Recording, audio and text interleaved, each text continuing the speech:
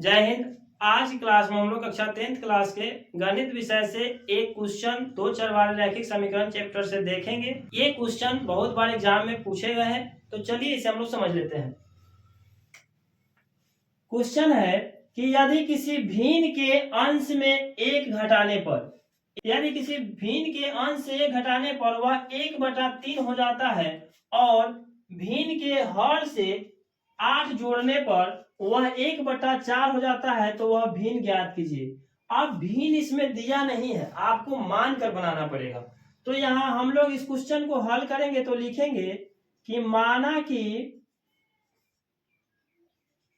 भिन्न का अंश बराबर लिखेंगे x तथा हर बराबर y। जब आप भिन्न के अंश और हर को मान लेंगे तो यहाँ लिखेंगे कि भिन्न बराबर, इसलिए भिन्न बराबर होता है अंश बट्टा हर। क्या होता है? अंश बट्टा हर। तो आप हर को क्या माने हैं? y और अंश को माने हैं x। इसे आप थोड़ा देर के लिए इस तरह से आप लिख सकते हैं।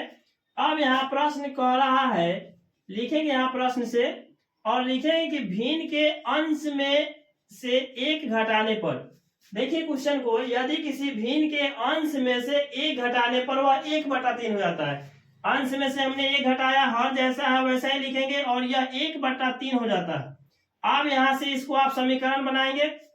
जैसे यहाँ क्रॉस गुना कराइएगा तो x में 3x से गुना होगा, तो यहाँ पे हम लोग लिख सकते हैं ये 3x माइनस, इस 3 से हम लोग 1 में गुना करेंगे, माइनस है तो माइनस, तो 3 एकम 3 हो जाएगा, बराबर y में हम लोग 1 से गुना करेंगे तो y। इधर जो y है ये प्लस में है, इसको इधर बराबर के लाएंगे और इसको बराबर के उधर भेजेंगे। यानी यहाँ लिख सकते हैं हम लोग 3x माइनस y और यहाँ 3। क्यों? क्योंकि यहाँ पे माइनस है, उधर जाएगा तो क्या होगा? प्लस। यह समीकरण आपका 1 हो गया। पुनः प्रश्न आगे बढ़ता है और क्वेश्चन कहता है कि अगर उसी भिन्न के हर में 8 जोड़ देते हैं तो वह 1/4 हो जाता है। भिन्न तो मेरा यही है x और y, इसके हर में कहा जा रहा है 8 जोड़ देने पर यह 1/4 हो जाती है। तो आप भिन्न ज्ञात करें। अब क्या होगा? x से 4 में गुना होगा तो यहाँ हो जाएगा 4x बराबर y में 1 से गुना करेंगे y और प्लस 8 में 1 से गुना करेंगे तो 8। यह हो जाएगा 4x माइनस y बराबर 8। यह समीकरण हो गया दूसरा। अब इसी दोनों समीकरण को हल करके आप x और y के मान ज्ञात करेंगे, वही आप मान यहाँ डाल देंगे तो आपका भिन्न कितना कोहरा निकालने के लिए आपका यह बन जाएगा। तो हम लोग चलते हैं आगे की तरफ। अब इसमें जो समीकरण दिया है 1 और समीकरण 2, यहाँ लिखेंगे। जब भी इस तरह से समीकरण बनाएंगे, यहाँ देखेंगे कि इसके बगल में कुछ अंक नहीं है, इसके बगल में, तो लंबा प्रोसेस करने की क्या जरूरत है, दोनों कट जाने वाला है। इसीलिए आप यहाँ लिखेंगे समीकरण 1 माइनस समीकरण 2 से, यानी समीकरण 1 में से समीकरण 2 को घटाएंगे। यहाँ देखिए 3x माइनस y बराबर 3, समीकरण 1 हम लोग लिख दिए और समीकरण 2 कितना है? 4x minus y, 4x minus y बराबर 8। अब समीकरण 1 में से समीकरण 2 को घटाएंगे तो ये माइनस और ये माइनस दोनों क्या कर देगा? एक दूसरे को प्लस कर देगा, यानी माइनस प्लस में होगा, ये क्या हो जाएगा? कट जाएगा। और 3 में से 4 घटेगा तो यहाँ हो जाएगा -1, यानी 1 इसमें x में रहता है। अगर आप यहाँ देखें तो x गुने 1 अगर किया जाए तो आप x लिखेंगे या 1 गुने x लिखेंगे। इसका मतलब यह हुआ कि किसी भी संख्या में 1 जो है कॉमन बात है, उसे हम लिख सकते हैं या नहीं भी लिख सकते हैं। यहाँ भी आप 3 में से अगर 8 को हटाएंगे तो -5, ये माइनस दोनों जो है प्लस हो जाएगा, x का मान आपका जो आएगा 5। यानी यही x का मान अगर आप समीकरण 1 में रखेंगे तो आपका y का मान यानी हर निकल जाएगा। यहाँ लिखेंगे x का मान समीकरण 1 में रखने पर, समीकरण 1 कितना है? 3x माइनस y बराबर 3। 3x रहेगा, 3 के जगह पे 3 हो गया और x का मान कितना निकाले हम लोग? 5 निकाले हैं।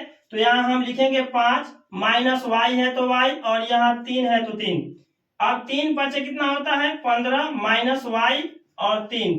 अब यह जो माइनस है वाई यहाँ रखेंगे और जो 3 है तो 3 और इधर प्लस में 15 उधर जाएगा तो क्या होगा माइनस में हो जाएगा 15, यानी माइनस वाई बराबर 3 में से अगर 15 घटेगा तो ये माइनस 12 होगा और ये माइनस है और ये माइनस दोनों हो जाएगा प्लस, यानी y का मान कितना हो जाएगा 12।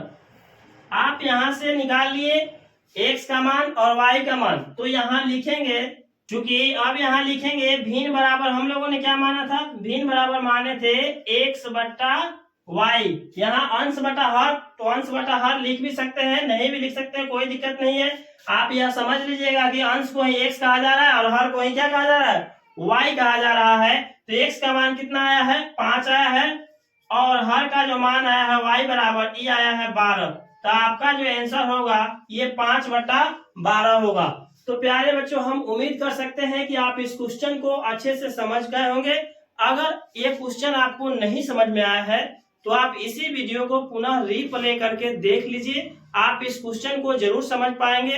तो प्यारे बच्चों अगर आपको ये वीडियो अच्छी लगी है तो मेरे चैनल को सब्सक्राइब कीजिए, वीडियो को लाइक तथा शेयर कीजिए, और अगर चाहते हैं आप बेहतरीन तरीका से संपूर्ण विषय संपूर्ण सिलेबस को खत्म करना पढ़ना तो मेरे एक एप्लीकेशन का नाम MG+ एकेडमी है, इसे आप डाउनलोड कीजिए। उसमें मंजिल बैच के नाम से एक कोर्स लॉन्च किया गया है, आप उस कोर्स में एनरोल होइए और अपने पढ़ाई को जारी रखिए। तो उम्मीद करते हैं प्यारे बच्चों कि आप इस क्वेश्चन को समझ पाए होंगे। मिलते हैं किसी नेक्स्ट वीडियो में, तब तक के लिए धन्यवाद। जय हिंद।